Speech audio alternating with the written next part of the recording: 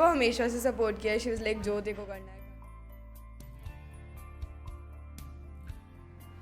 I guess studies manage करने के लिए एक प्रॉपर शेड्यूल होना चाहिए और अंदर से आप उसके लिए रेडी होने चाहिए कि अगर इस टाइम पे ये करना है तो उस टाइम पे मैं कुछ और नहीं कर सकती। अगर मैंने सेट कर लिया है कि मैं 4 to 7:30 अपनी कोचिंग क्लास जाके वहाँ पे पूरा पढ़ूंगी और आके 1 घंटा रिवाइज़ करूँगी, तो मैं उस घंटे में ना तो स्क्वॉश के बारे में सोचती थी एंड देन वो friends and social media and TV, वो तो सोचने की बात ही नहीं थी।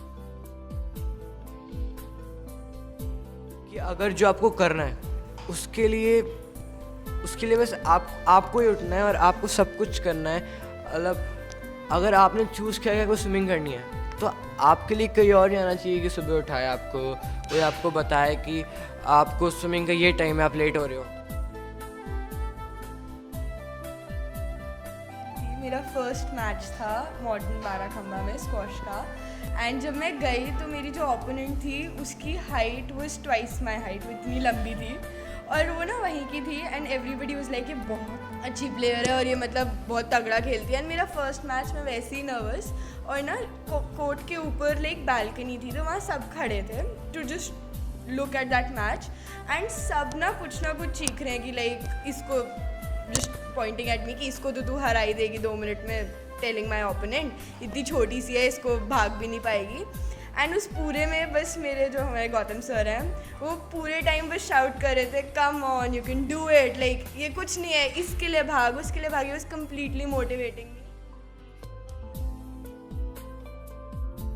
स्क्वॉश खेलते खेलते मेरी फोकसिंग और एनालाइजिंग कैपेबिलिटीज़ इतनी ज़्यादा इंक्रीज़ हो गई हैं कि मतलब मेरे को ना सब प्रेशर देते थे कि वो देख वो 3-3 घंटे पढ़ा था, जैसे बोर्ड टॉपर है वो 7-7 घंटे पढ़ लिया जी और ये सब। बट आई गेस मेरा फोकसिंग और एनालाइजिंग कैपेसिटी जो इंक्रीज़ हुई, थिंकिंग कैपेसिटी जो इंक्रीज़ हुई, बिकॉज स्क्वॉश में आपको बहुत बार फोकस करना पड़ता है बॉल पे and you have to decide कि आपका प्लेयर किधर बॉल मारेगा to run to that position.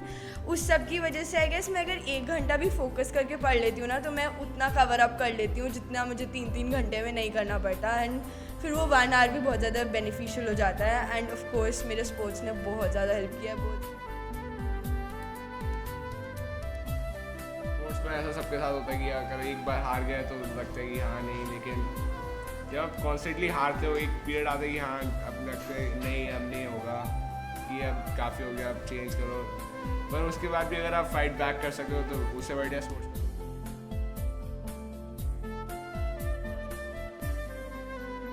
The aim of every school is to improve the learning experience and learning outcomes of each child. Alcon International School has always believed in nurturing the skills and abilities of the teachers because it is the teacher who is the asset in creating the fact that no child should be left behind. And so, keeping this broader goal in mind, Alcon believes in empowering the teachers. Alcon is continuously investing in the professional development of teachers, whether it is the qualification enhancement study or the writing of publications or journals or going outside the schools and becoming the resource persons. The teacher empowerment has become a USP of Alcon International School because it is this school which is trying to create a community of learners.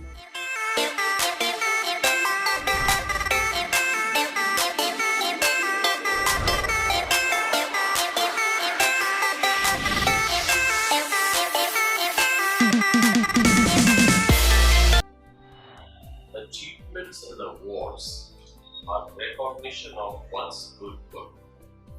So once your good work is recognized, you will be motivated to do more work, to do such work which brings more recognition, more appreciation. In my opinion, recognition and awards not only motivate the person who is recipient, but also the people around. So if everybody gets motivated, I'm certain the quality of work, if it is education, the quality of education will improve. I would not go on to say that only recognition will create a culture of learning, but I think a bit of a culture of learning already present will certainly be catalyzed if those habits and if those achievements are recognized and suitably rewarded.